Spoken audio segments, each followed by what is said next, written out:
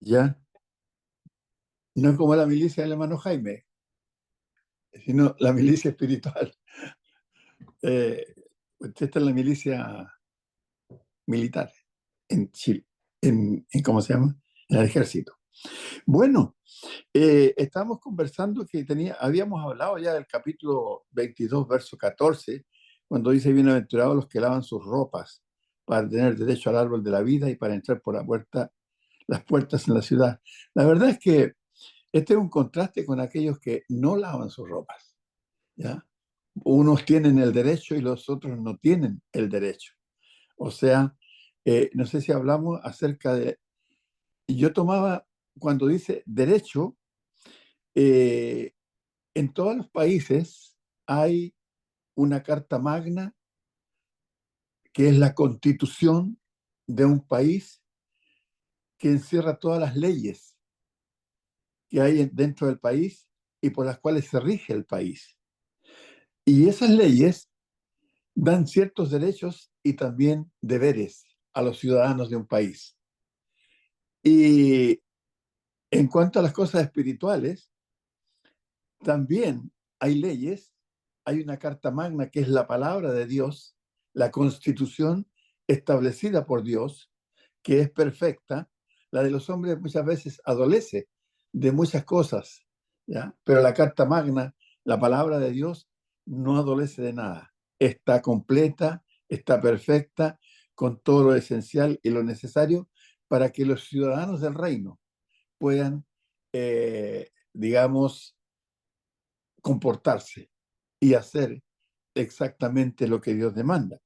Entonces, cuando uno hace exactamente lo que Dios demanda conforme a sus leyes, entonces tiene el derecho adquirido porque se lo dio Dios, ¿ya?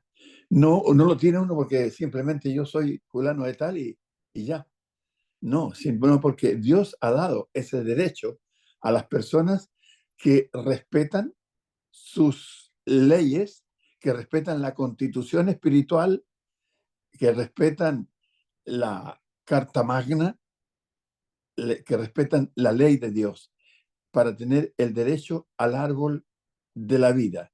El árbol de la vida tiene que ser, no sé si hablamos de Génesis, en el tiempo de, de, de Adán y Eva, cuando Dios creó el mundo, había en el huerto del Edén al árbol de la ciencia del bien y del mal y el árbol de la vida, o el árbol de vida, dice.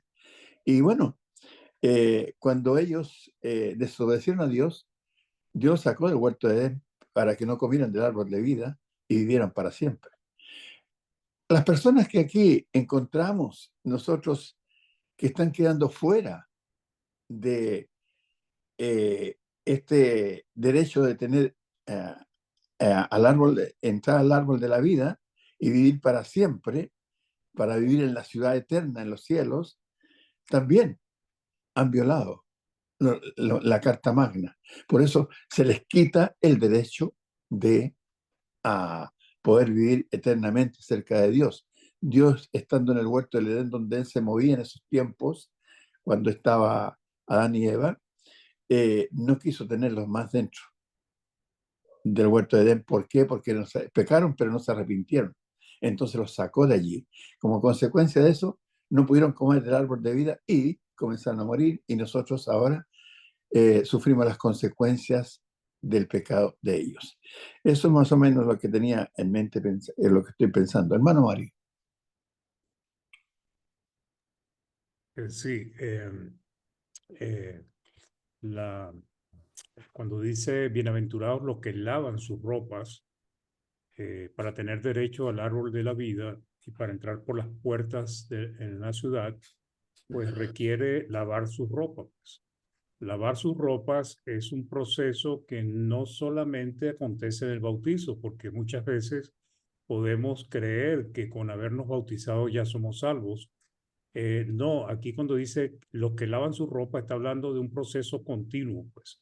O sea, el cristiano lava sus ropas o el hombre pecador lava su ropa en el bautismo, pero después tiene que estar constantemente en un proceso de limpieza por medio de la sangre de Cristo, pues. Amén. porque nosotros a veces fallamos, a veces hacemos cosas que no debemos hacer. Sin embargo, Dios nos ha dado esa oportunidad por medio de Jesucristo, que podemos ir arrepentidos, pedir perdón y Cristo nos limpia de toda iniquidad, como dice Primera de Juan capítulo 1. Pues. Entonces, el asunto es que el cristiano debe esforzarse por tener sus ropas limpias en todos los días de su vida. Pues.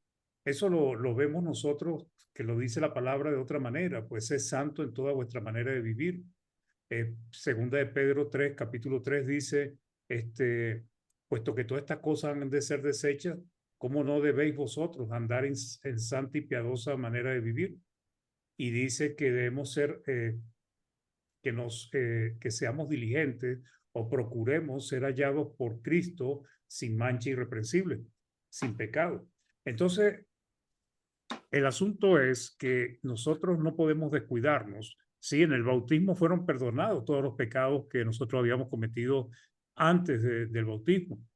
Pero después del bautismo hay cosas que uno va haciendo que no son correctas y nosotros debemos estar atentos para estar limpiándonos, para estar lavando las ropas constantemente. Y las ropas se lavan en Cristo Jesús, en su sangre. Pues. Entonces, cuando nosotros estamos en ese proceso, que el hermano explicaba lo de la Carta Magna, es obedecer la palabra de Dios, porque nosotros manchamos nuestras ropas, es cuando desobedecemos la voluntad de Dios, la ley de Dios. Entonces, cuando nosotros cumplimos la ley de Dios, entonces tenemos derecho, Dios nos otorga el derecho de poder alimentarnos, por decirlo de una manera simbólica, de ese árbol de la vida que nos mantiene o nos hace tener la vida eterna, no morir nunca, y además tenemos la potestad de entrar libremente por las puertas de la ciudad del cielo. Entonces, ¿por qué? Porque hemos sido purificados de nuestros pecados en la sangre de Cristo. Entonces, esto es importante que lo entendamos. Básicamente, Dios nos ha otorgado un derecho, pero ese derecho se puede perder. En un estudio el jueves decía yo que, por ejemplo, los países le permiten a los extranjeros que ya tienen muchos años y que han vivido respetando la ley y han entregado todos sus documentos, lo tienen en regla, llega un momento que les permite tener carta de residencia y también llega otro momento en que les permite ser ciudadanos, ya ser como ciudadanos del país. Entonces, ¿qué sucede? Que esa persona tiene que respetar las normas y las leyes. Eso es lo que está haciendo Dios con nosotros. Cuando nosotros lavamos nuestras ropas, Dios nos hace ciudadanos del cielo y nos otorga el derecho de ser hijos de Dios. Pues. Y eso es una gran bendición que tenemos nosotros los cristianos. Entonces, ¿qué está haciendo acá Dios o Cristo por medio de esta revelación a Juan? Animando a los hermanos de aquel tiempo y también animándonos a nosotros, entendiendo que tenemos grandes bendiciones espirituales. Eso, hermano honesto. Gracias, hermano Mario. Entonces, cuando uno respeta y la Carta Magna, la constitución de esta patria celestial, tiene el beneficio, como usted dijo, de comer, de alimentarse del árbol de vida. Tiene ese beneficio. Los que no lo hacen no tienen ese beneficio, porque en el capítulo 22, verso 15, dice, pero o más, los perros estarán fuera y los hechiceros, los fornicarios, los homicidas, los idólatras y todo aquel que ama y hace mentira. Tengo, si quieren buscar, por favor, en Deuteronomio 23, 17 y 18. Deuteronomio 23, versos 17 y 18. Hermana Mayra, ¿está por ahí? Si puede leer, por favor.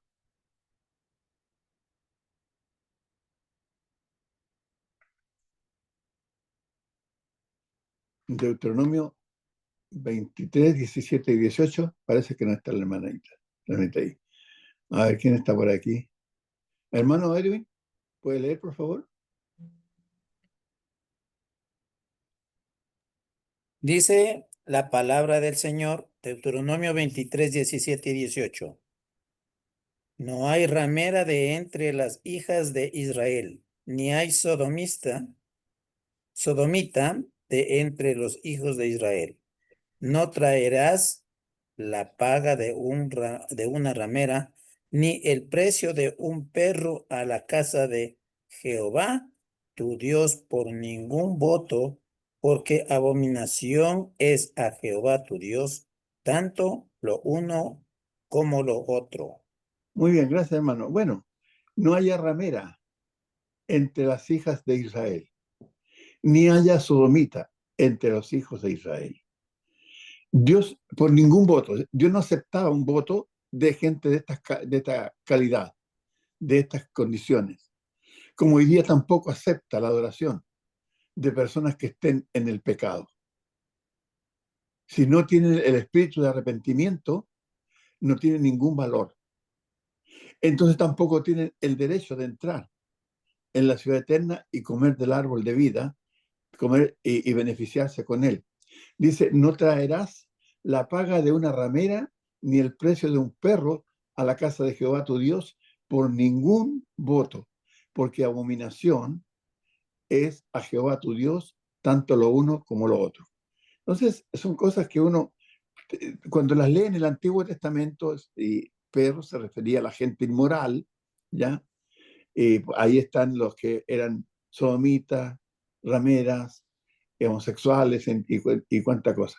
Entonces Dios no acepta eso a menos que la persona deje de lado eso, se arrepienta, corrija y cambie su vida, lave sus ropas, en otras palabras, ¿ya? Entonces, en el Antiguo Testamento era así, pero también hay un texto en Filipenses 3:2 que va diciendo algo así. Filipenses 3:2. Dice, guardado de los perros, guardado de los malos obreros, guardado de los mutiladores del cuerpo. Guardados, o sea, mantenerse aparte, ¿ya? No asociarse con ellos en sus prácticas, porque no son agradables a Dios esas prácticas. Y como no son agradables a Dios, como constituyen pecado, no pueden tener comunión con Dios. Ahora, si un cristiano comienza a tener comunión en la práctica de este tipo de cosas con la gente que guarda y que hace eso, pues bien, tampoco va a tener comunión con Dios. Y lo último que quiero citar aquí, he estado leyendo estos textos, dice segunda de Pedro 2:22, segunda de Pedro 2:22, pero les ha acontecido lo del verdadero proverbio, el perro vuelve a su vómito y la puerca la va a revolcarse en el cielo. Cuando hablaba de personas que habían sido cristianas, que habían sido bautizadas, lavadas de sus pecados, ¿ya? Todo eso. Entonces, después vuelven otra vez a pecar y se apartan del camino de Dios. Él toma la figura esa de un perro que vuelve a su vómito, a comer lo mismo que había vomitado. Entonces, esa es la figura de un cristiano, de una persona que ha dejado el mundo de pecado y vino a ser cristiano y después vuelve otra vez al mundo de pecado. Entonces, era el acontecimiento, el nombre que se le daba perros.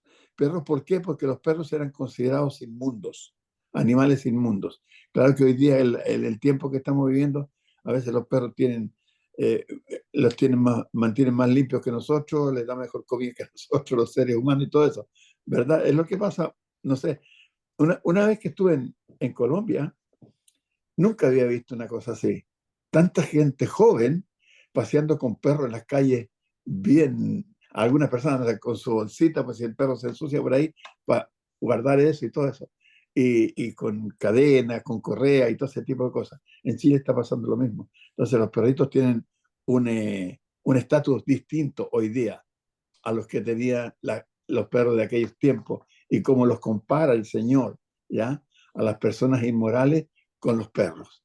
Entonces, hay que ver eso. Dice el verso 15, más los perros estarán fuera y los hechiceros, los fornicarios, los homicidas, los idólatras y todo aquel que ama y hace mentira. La mentira en las cosas de Dios no tiene ni la más mínima cabida, ninguna, por ninguna razón, y ninguno de estos pecados. Hermano Mario. Sí, esto es una advertencia para los cristianos, porque ya está cerrando el libro de Apocalipsis y los está animando pues a que perseveren y también a que no vayan a caer. Pues. Los perros, pues, como usted bien explicó, hermano, eran considerados personas que tenían un comportamiento malvado, pues, un comportamiento contrario a la voluntad del Señor, pues. Y como bien está explicando usted de segunda de Pedro, capítulo 2, versículo 22, el cristiano puede volver otra vez al caer en el mundo, pues.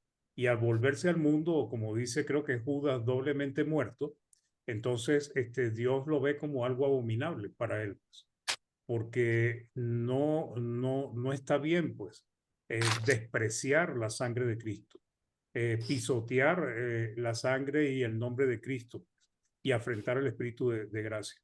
Entonces, en Salmo 22, David, profetizando de la muerte, de lo que iba a acontecer en la cruz con Jesucristo, que el Salmo 22 es un salmo mesiánico, eh, expresa eso, pues como el David dice, cómo me rodearon perros, pero también es una manera de representar lo que le pasó al Señor Jesucristo. ¿Y quién eran los perros? Pues los romanos, los judíos que querían destrozar, despedazar al Señor, como dice Isaías 53, molido por nuestros pecados. Eso está en Salmo 22. Podemos abrir, leer eh, del 12 hasta el 20, hermano. Del 12 al 22, 20. Salmo 22 del 12 al 20. Por favor. Bien, vamos a estar. Hermana Marisa por ahí para leer, por favor. Acá estoy, hermanito. Del 12 al 20 dice, Sí. me han rodeado muchos toros, fuertes toros de Bazán me han cercado, abrieron sobre mí su boca como león rapaz y rugiente.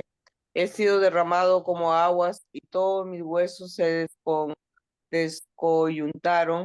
Mi corazón fue como cera derritiéndose en medio de mis entrañas. Como un tiesto se secó mi vigor y mi lengua se pegó a mi paladar. Y me has puesto en el polvo de la muerte, porque perros me han rodeado. Me ha cercado cuadrilla de malignos, horadaron mis manos y mis pies. Contar puedo todos mis huesos, entre tanto ellos me miran y me observan. Repartieron entre sí mis vestidos y sobre mi ropa echaron suerte. Mas tú, Jehová, no te alejes, fortaleza mía, apresúrate a socorrerme. Libra de la espada mi alma, del poder del perro mi vida. Gracias, hermana. Notemos aquí cómo describe, pues, ese grupo de personas que rodearon al Mesías y que lo crucificaron, pues. Entonces dice, porque perros me han rodeado y los identifica como malignos, me ha acercado cuadrilla de malignos. Y ellos fueron los que horadaron mis manos y mis pies, o sea, dice, horadaron mis manos y mis pies. Repartieron entre sí mis vestidos y sobre mi ropa echaron suerte. Los romanos hicieron esto contra Jesús, pero fue aprobado y y quienes hicieron todo, como dicen los autores intelectuales, fueron los mismos judíos, pues, que llevaron a que Cristo sufriera esto. Entonces, cuando está hablando de perros, más los perros estarán fuera, es que aquellos que son dados al pecado, aquellos que practican el pecado, aquellos que no respetan en la voluntad del Señor, y estoy hablando de cristianos porque ya sabemos que la gente del mundo todos se van a perder si no cambian, si no obedecen, pero el mensaje es para los cristianos, le está diciendo, mire, perseveren, luchen, esfuércense, pero no vayan a retroceder. Entonces, esa posibilidad, nosotros los cristianos no debemos ni siquiera acercarnos a ella, porque hemos obedecido, lavamos nuestras ropas en el bautismo, hemos luchado por perseverar. De ninguna manera nosotros deberíamos permitirnos volver atrás o caer del santo mandamiento, porque entonces nos convertiríamos como los perros que vuelven al vómito, algo que es desagradable a la vista, como cuando Cristo dijo, por cuanto ni eres tibio ni eres caliente, te vomitaré, perdón, por cuanto no eres frío ni caliente, sino tibio, te vomitaré de mi boca. Esa expresión es desagradable, porque ¿a quién le gusta ver a otra persona vomitando? A nadie. Y lo mismo es un perro que vomita y se vuelve a comer el vómito que tiró. Entonces, eso es una advertencia. Eso, hermano. Sí, hermano, muy de acuerdo. El texto que usted habló de Judas es el versículo 12, El versículo 12. cuando dice, estos son manchas en vuestros ágapes, y comiendo impúdicamente, o sea, sin pudor, sin vergüenza, dice, con vosotros se apacientan a sí mismos, nubes sin agua, llevadas de acá para allá por los vientos, árboles otoñales sin fruto, 2 veces muertos y desarraigados. Y sigue, fieras ondas del mar que espuman su propia vergüenza, estrellas errantes para las cuales está reservada eternamente la oscuridad de las tinieblas. Y todos estos textos que hemos citado y lo que usted estaba diciendo también, tiene que ver eh, que simboliza la inmoralidad de toda clase, no solamente de las rameras o de los sodomitas, sino de todo tipo. Los que estaban ahí intelectualmente planificando la muerte de Cristo eran inmorales, y los que lo mataron también eran inmorales. Y nosotros, cuando no estábamos en Cristo, estábamos en esa categoría, pero dejamos el camino de la inmoralidad y vinimos al camino de lo que Dios manda. Quizás a lo mejor decimos, es que yo no era inmoral de esta categoría, ¿ya? A este nivel, como lo hacía esta gente, pero había algo allí que estorbaba para que nuestra relación con Dios fuera completa o fuera correcta. Porque hay mucha gente que es buena.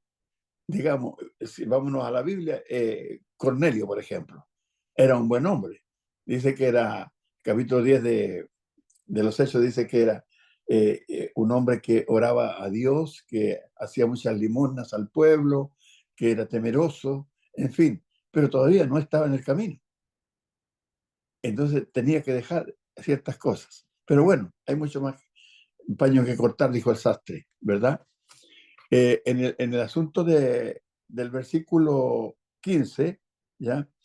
Es claro que hay una advertencia para que los cristianos no se dejen enamorar, no se emboben con las cosas de la vida diaria. Hoy día la gente está cambiando ¿cuánto se llama? Los términos y las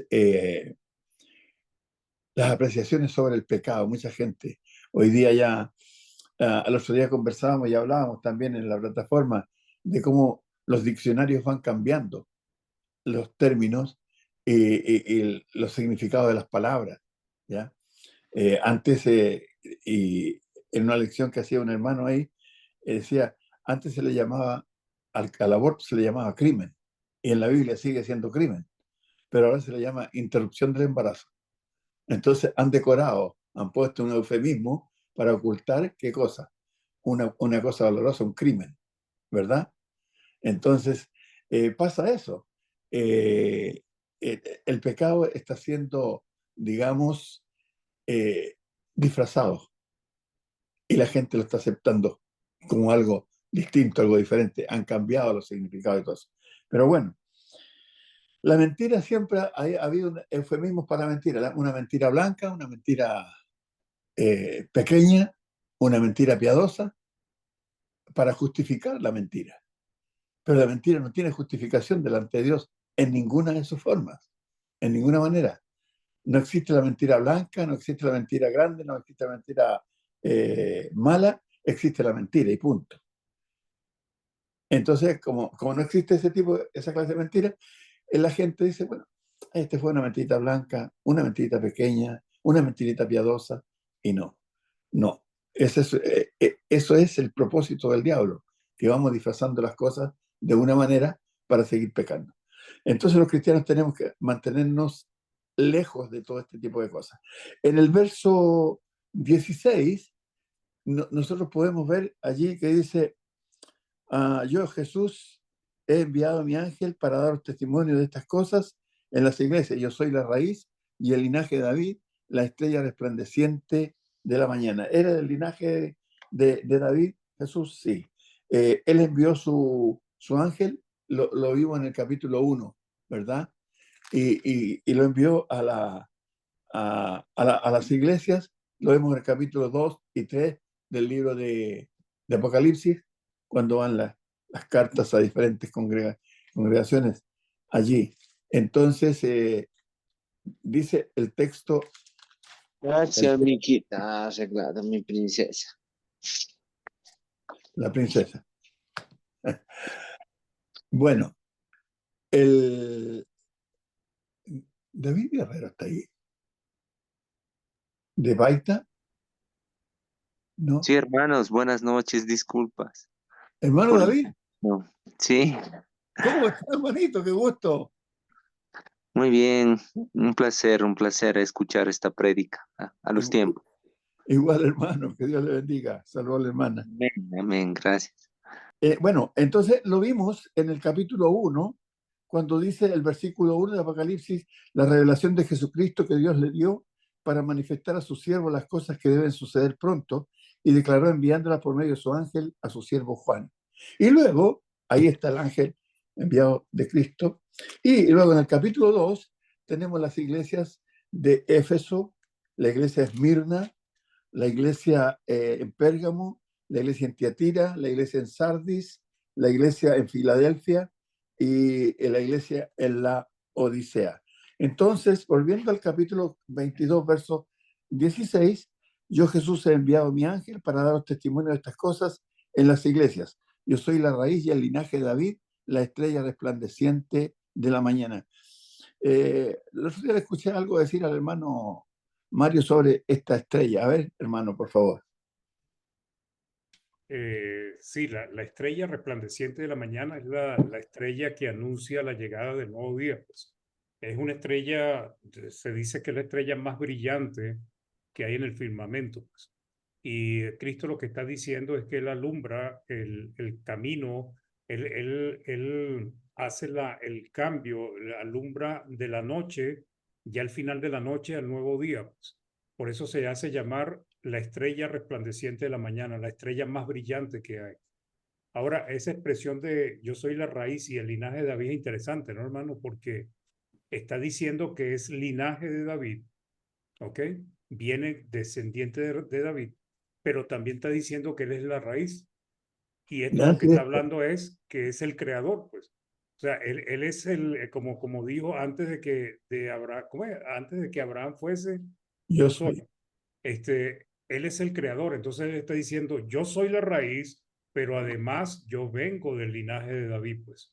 Entonces lo que está es mostrando su divinidad, su deidad, pues, porque está diciendo que él es el creador y además él es la estrella que alumbra la noche y anuncia el nuevo día, pues, de los hombres, pues. Y él es el que nos ha alumbrado el camino a nosotros. Él es el que nos ha guiado. Su luz es la que nos lleva hacia la vida eterna por medio de su palabra. Esa palabra que refleja la luz de Cristo.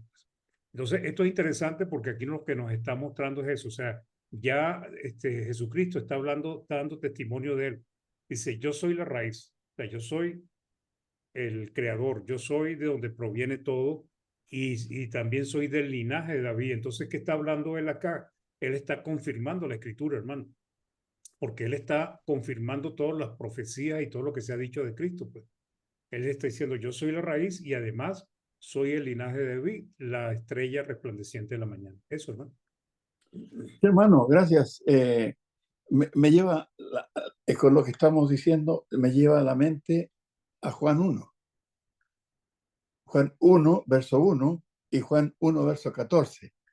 Él es antes de David y después de David. Antes de David por su divinidad, por su deidad. Cuando dice en el capítulo 1 de Juan, verso 1. Para que participen los hermanos también. David puede leer. No, parece que no está ahí. Hermano, si me repite la cita, por favor. Juan capítulo 1, verso 1 y verso 14. Ya, a ver, Juan. capítulo 1, verso 1 y luego el verso 14. Y ya, hermano, Juan 1:1. Sí. Ya, dice, en el principio era el verbo y el verbo era con Dios y el verbo era Dios. Y luego nos dice que, 14. y aquel verbo fue hecho carne y habitó entre nosotros y vimos su gloria, gloria como del unigénito del Padre, lleno de gracia y de verdad. Gracias, hermano, muchas gracias. Me lleva ahí, hermano, porque habla de los dos, digamos, polos de Cristo, ¿no? Primero, Cristo en el principio era el verbo, o sea, Él estaba en el principio de la creación, ¿ya? No es lo primero creado, como decían los testigos de Jehová, ¿ya? Sino que Él estaba en el principio, en la creación, creando cosas. Luego dice, y el verbo era con Dios, hablando de su propia comunión con Dios. La primera parte, en el principio era el verbo, habla de su estado eterno. Luego, y el verbo era con Dios, de su comunión completa con Dios. Y luego, y el verbo era Dios, de su propia deidad, de su propia divinidad, como dice el capítulo 2, verso 9 del libro de Colosenses, que en él habita corporalmente toda la plenitud de la deidad. Y luego habla, y eso no fue creado, pero en el verso 14 algo fue creado, la carne, donde habitaba ese ser eterno, ese Dios, ¿ya? Que estaba allí en el verso 1, habita en el verso 14, que fue hecho carne. El verbo fue hecho carne y habitó entre nosotros. O sea, hablando de la naturaleza humana de Cristo, ¿ya? La naturaleza espiritual divina y la naturaleza humana. Por eso se me vino a la mente lo que estamos conversando acerca de que Él es la raíz, ¿ya? Es antes, él también dice, antes de Juan, yo era, ¿ya? Pero él era porque, aunque Juan era como 6 veces mayor, se dicen, ¿cuánto se llama? Que Cristo, en el nacimiento humano, pero Cristo era mayor porque era primero, antes, ¿ya? Y después de Juan. Eso nada más por ahí, para no seguir más adelante. ¿Algo más sobre el 16, hermano? No, no, está bien, con eso está más que bien, hermano. Ya. Vamos al 17, dice, y el espíritu y la esposa dicen, ven. Y el que oye diga, ven. Y el que tiene sed, venga. Y el que quiera, tome del agua de la vida gratuitamente. El Espíritu de Dios llama, la iglesia también llama, ya, a quien oye el Evangelio, a quien quiera saciar su sed espiritual, ¿ya? Por ejemplo, en Mateo 5, me parece que es el verso 6, que dice que, a ver si lo tengo acá, dice, el que tenga, bienaventurado el que tiene hambre y sed de justicia, porque ellos serán saciados. Entonces, cuando el llamado es a venir a las cosas de Dios, a acercarse a Dios, lo hace Dios mismo el llamado, lo hace la iglesia también, la esposa del Cordero, ¿ya? Y el que oye puede venir, pero es decisión personal de cada uno. Y el que tiene sed puede venir a saciar su sed. Así le dijo el Señor, si no me equivoco, en el capítulo 4 del libro de Juan a la mujer samaritana, ¿verdad? Y en el capítulo 7 también del libro de Juan.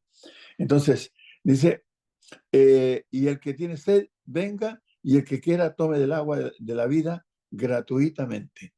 No le cuesta un peso. Esa es la verdad. O sea, ha sido, digamos, está todo propicio para que las personas y las almas puedan venir a Cristo, puedan venir a Dios, pero solamente cada alma tiene que decidir, porque aquí está el libre albedrío.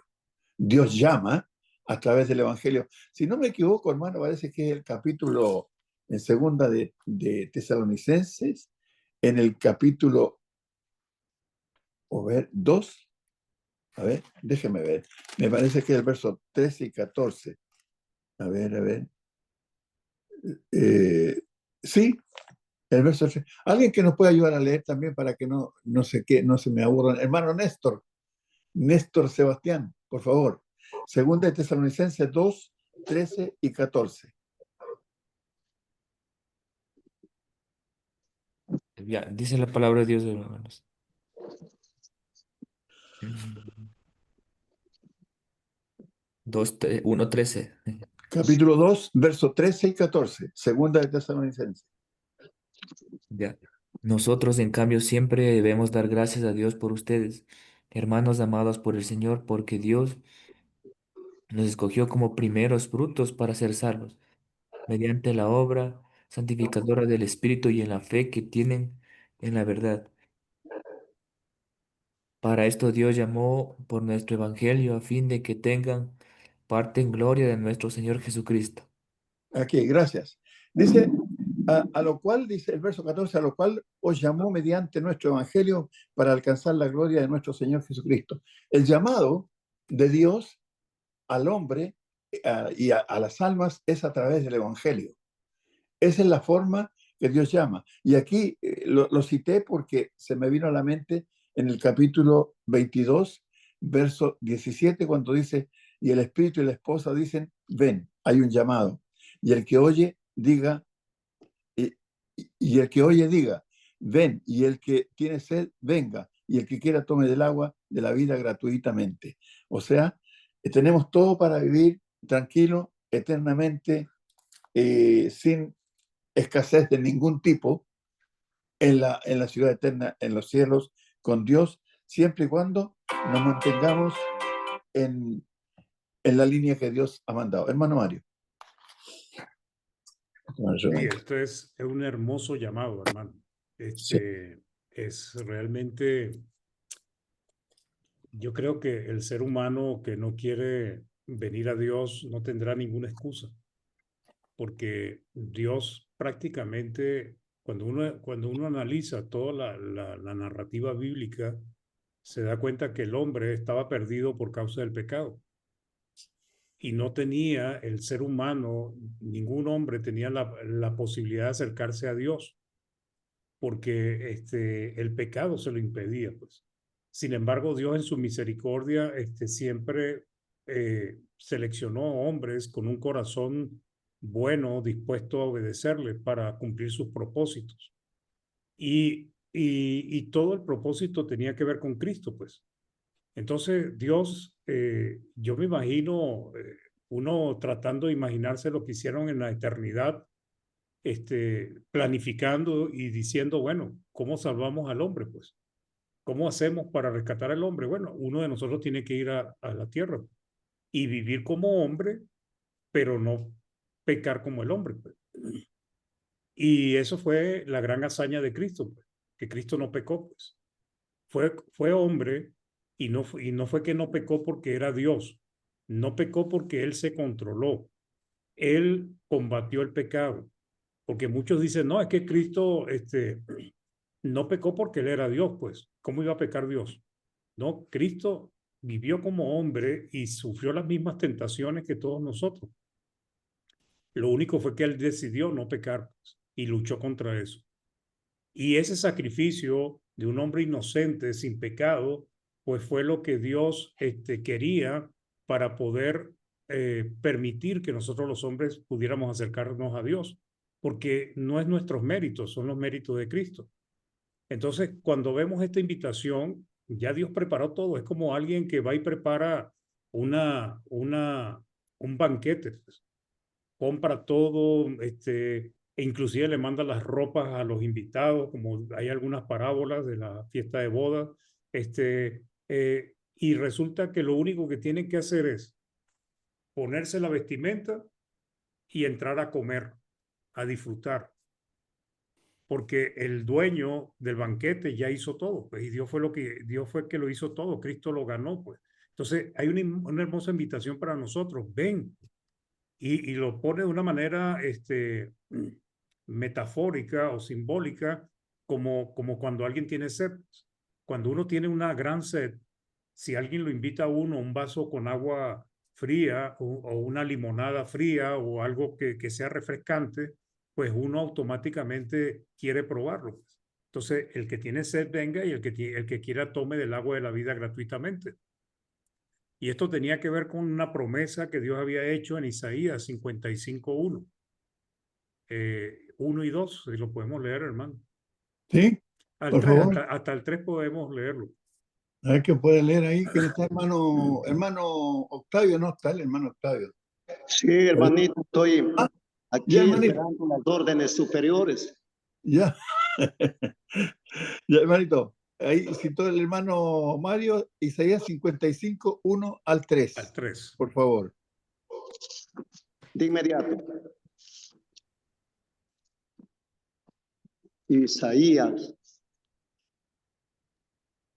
Isaías 50. 51. Perdón. 55 del 1 al 3. Del 1 al 3. Ya. Dice su palabra la siguiente manera.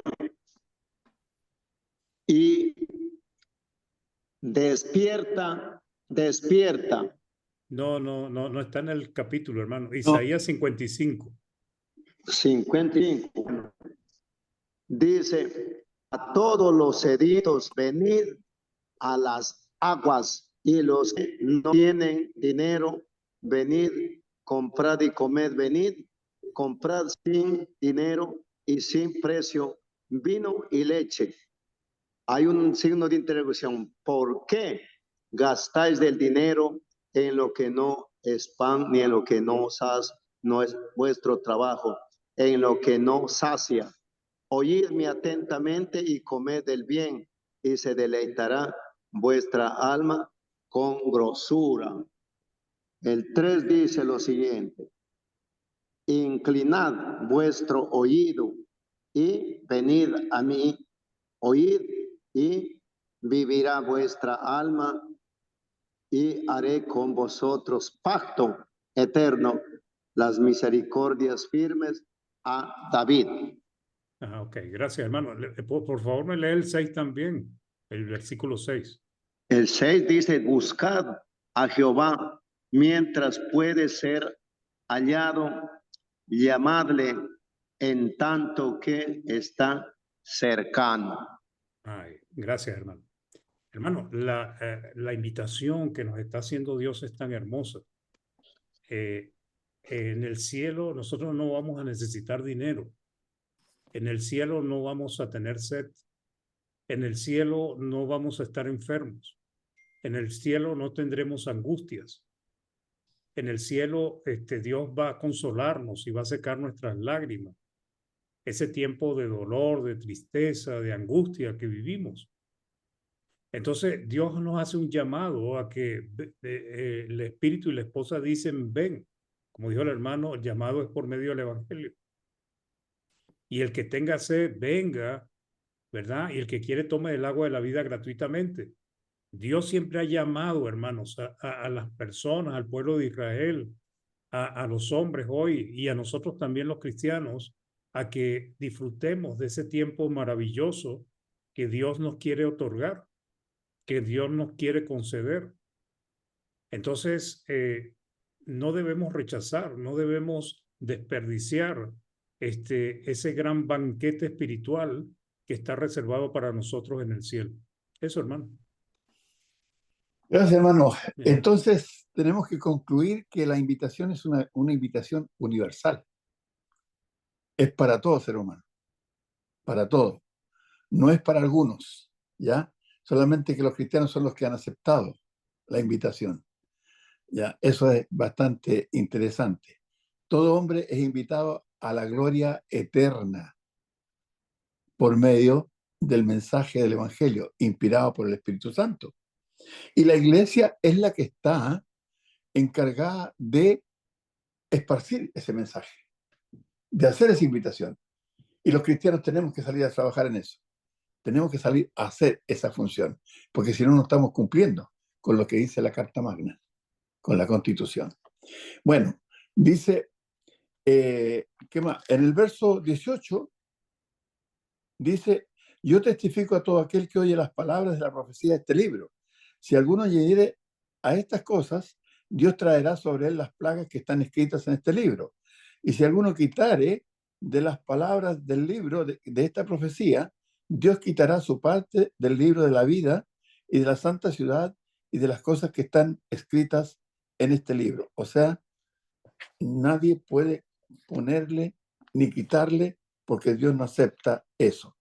Yo he leído el capítulo de Deuteronomio, capítulo 18, en el verso 15, y me viene la idea de la siguiente. Vamos a leer Deuteronomio, verso 15. Capítulo 18, verso 15. ¿Quién no ha leído por ahí? Hermano Jaime, ¿puede leer usted? ¿Ah? ¿Quién no ha leído? Hermano, soy la hermana Mayra. Ahí está ya. Vaya, hermano Mayra. 18:15 dice, profeta de en medio de ti, de tus hermanos, como yo, te levantará Jehová tu Dios. A él oiréis. Siga, siga. Conforme a todo lo que pediste a Jehová tu Dios en Horeb el día de la asamblea, diciendo, no vuelva yo a oír la voz de Jehová mi Dios, ni vea yo más este gran fuego para que no muera. Y Jehová me dijo, han hablado bien en lo que han dicho. Profeta les levantaré de en medio de sus hermanos, como tú, y pondré mis palabras en su boca, y él les hablará todo lo que yo le mandare. Mas a cualquiera que no oyere mis palabras, que él hablare en mi nombre, yo le pediré cuenta. El profeta que tuviere la presunción de hablar palabra en mi nombre, a quien yo no le haya mandado hablar, o que hablare en mi nombre de dioses ajenos, el tal profeta morirá. Y si dijeres en tu corazón, ¿cómo conoceremos la palabra que Jehová no ha hablado? Si el profeta hablare en nombre de Jehová, y no se cumpliere lo que dijo, ni aconteciere, es palabra que Jehová no ha hablado. Con presunción la habló el tal profeta. No tengas temor de él. Muy bien, muchas gracias. Sabemos que ese profeta después se cumple ahí en Juan y es Cristo. Pero en el verso 19 dice, más a cualquiera que no oyere mis palabras, que él hablare en mi nombre, yo le pediré cuenta. Vamos a tener que entregar cuenta delante de Dios. Verso 20, el profeta que tuviera la presunción, que presumiera, dice, de hablar palabra en mi nombre, a quien yo no le haya mandado hablar, o que hablar en nombre de dioses ajenos, el tal profeta morirá. ¿Por qué me vino esto a la mente? Por lo que dice el capítulo 22 de Apocalipsis, versos 18 y 19, en el sentido que no podemos agregar ni quitar lo que Dios manda. Y leía eso de la presunción, el que presume hablar por Dios sin haber recibido palabra de Dios, dice, leía otras versiones de la Biblia, está cometiendo una ofensa a Dios, está haciendo una agresión a Dios, está insultando a Dios, al decir que Dios dijo cuando Dios no lo dijo. Entonces, es tan grave delante de Dios poner algo que Dios no ha dicho como quitarle a lo que Dios ha dicho. Y me recuerda el capítulo 4, verso 11 del libro de Primera de Pedro, cuando dice, si alguno habla, hable conforme a las palabras de Dios. Y si alguno ministra, ministre conforme al poder que Dios da, para que en todo sea Dios glorificado por los siglos de los hijos, de los siglos por medio de Jesucristo. ¿Ya? Entonces, aquí hay una cosa que a mí me llama la atención, hermano Ario. ¿Qué pasará con la gente que, por ejemplo, le ha quitado la divinidad a Cristo? Yo Y creo podemos que decir, sí. hermano, que hay gente humanamente, moralmente buena, pero que está siguiendo una doctrina que es contraria a lo que Dios dijo. El, Adelante. el- el problema está, hermano, es que la moralidad y el hecho de que una persona sea buena o no, a la vista de nosotros los hombres, pues nosotros tenemos estándares que uno dice, bueno, es un buen padre, un buen esposo, es un hombre responsable, no molesta a los vecinos, pero ese no es el estándar de Dios. Dios es el que define quién es una persona buena, eh, porque la persona buena es aquella persona que tiene un corazón dispuesto a escuchar y obedecer a Dios. Por eso es delicado, porque para nosotros los humanos, los seres humanos, tenemos un concepto de persona buena que no es lo mismo para Dios. Un estudio que estaba sacando una parábola decía que el hombre de su buen corazón sacaba lo bueno, de su corazón, del tesoro de su corazón sacaba lo bueno, del buen tesoro de su corazón, pero también del mal tesoro de su corazón sacaba lo malo. Y en la palabra vemos que en muchas partes Dios habla de corazones vanidosos, corazones malos de incredulidad, y tiene que ver con esa actitud hacia la voluntad del Señor, pues. Entonces, aquí está Apocalipsis 22, 18 al 19. Algunos dicen que más que una advertencia parece una amenaza, pues, porque está como dando una advertencia muy seria, pues. Dice que lo va a borrar, lo va a quitar del libro de la vida y no va a poder entrar en la santa ciudad y de todas las promesas que están escritas en este libro. Entonces, la advertencia es que no podemos agregarle ni quitarle al Apocalipsis. Es como que si Dios sabía, hermano, que Apocalipsis iba a ser uno de los libros más mal interpretados y abusados de la palabra del Señor. ¿Cuántas personas le han quitado y cuántas personas le han puesto? Por ejemplo, usted habló de los que niegan la deidad de Cristo, pero justamente aquí en el capítulo 22, Cristo confirma su deidad, pues, porque él mismo dice, pues, que Él es el alfa y el omega, el principio y el fin, pues. Entonces, lamentablemente, Dios sabía que este era uno de los libros que más abusados iban a ser, de mal interpretados, y por eso dejó esa advertencia ya al final. Y nosotros los cristianos, pues tenemos que esforzarnos por dar una interpretación correcta, pues, y no ir más allá de lo que dice la palabra y tampoco quitarlo. Eso, ¿no? Gracias, hermano. Estamos mirando aquí también el texto ese de la presunción. Dice figurativamente ser insolente. Dicen los diccionarios, insolente. Una insolencia contra Dios. Por eso debemos tener mucho cuidado de decir y hacer exactamente lo que Dios manda. Mucha gente sabe leer porque fue al colegio o porque fue a la universidad, pero no toda esa gente interpreta bien la escritura.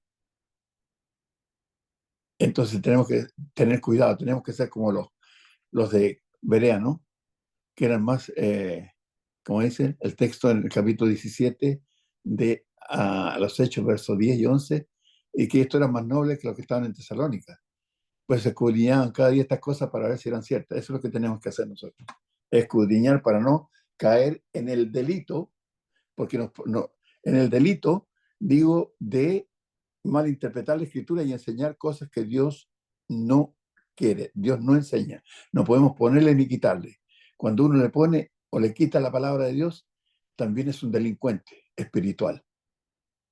Porque dice el capítulo 2 del libro de Efesios, y Él os dio vida a vosotros cuando estáis muertos. ¿En dónde? En delitos y pecados. Nos transformamos en delincuentes espirituales. Bueno, eso es. ¿Qué más tenemos? Verso 20. El que da testimonio de estas cosas dice: ciertamente vengo en breve. Cristo.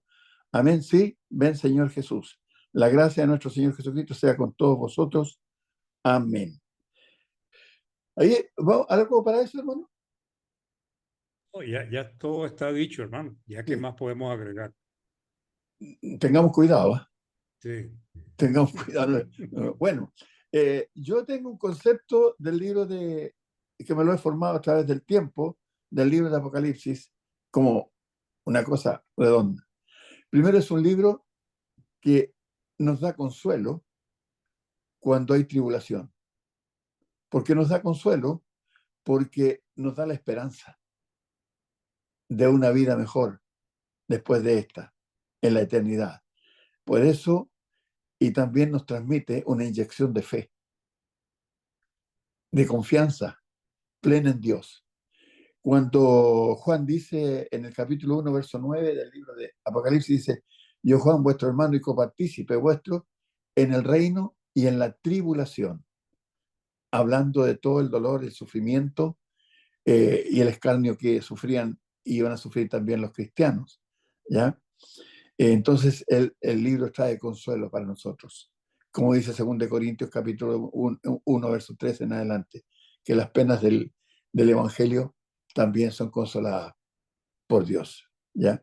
Y una inyección de fe porque nos da eso, dice, después de leerlo todo el libro, de haberlo estudiado, de analizarlo y todas esas cosas, no hay ninguna posibilidad que nosotros nos vayamos a perder. Y cualquier sufrimiento que hayamos sufrido y vivido por causa del Evangelio será compensado en la eternidad. Eso es lo que Dios quiere. Y la esperanza, como el capítulo 21 y 22 del libro de Apocalipsis, están muy bien puestos. Están muy bien puestos allí y creo que el libro de Apocalipsis no pudo haber quedado mejor que en ese lugar, porque nos ayuda, nos anima y nos hace ver la realidad. La vida en la tierra no es una vida de leche y miel. Hay muchas cosas que nos van a hacer sufrir, pero si perseveramos en el camino del Señor, aquí está la promesa de Dios, quien es Dios y no hombre para que mienta. Hermano Mario. Sí, yo creo que Dios dejó como la mejor parte.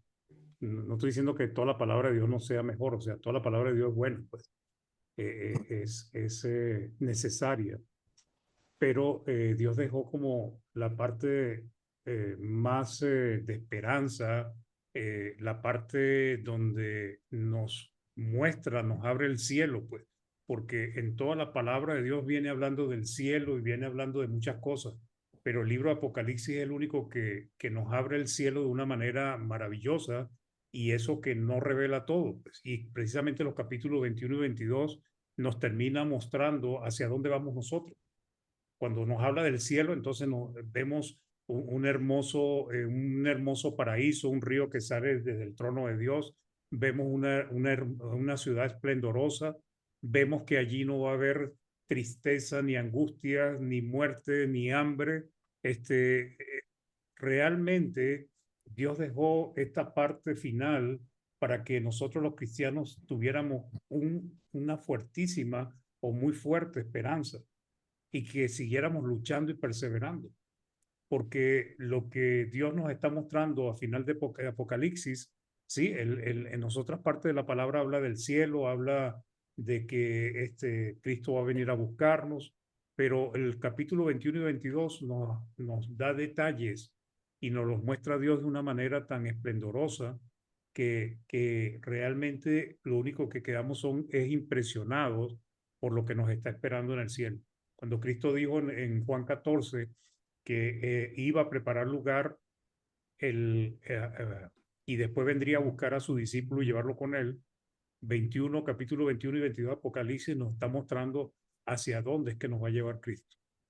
Entonces es un hermoso libro para animar, fortalecer la fe, para fortalecer nuestra esperanza, para ayudarnos a perseverar, porque Apocalipsis tiene muchos mensajes de persistir, de perseverar, de luchar, de vencer. Y ese es el mensaje que nos da a nosotros Apocalipsis. Eso, hermano. Muy bien. Gracias, hermano Mario, De nada. por esta compañía, por esta sociedad que hemos hecho en el camino del Señor para estudiar este libro. Tenemos que terminar el jueves en el otro lado también. No, ya Seguramente. terminamos, creo yo. Así pues, Sí, de veras, sí, sí, de veras, sí. de veras. Que estoy tan entusiasmado que quiero repetirlo. Ah, bueno, como no, hermano. Así es, pues bueno. Hermano Miguel, hermano Jaime,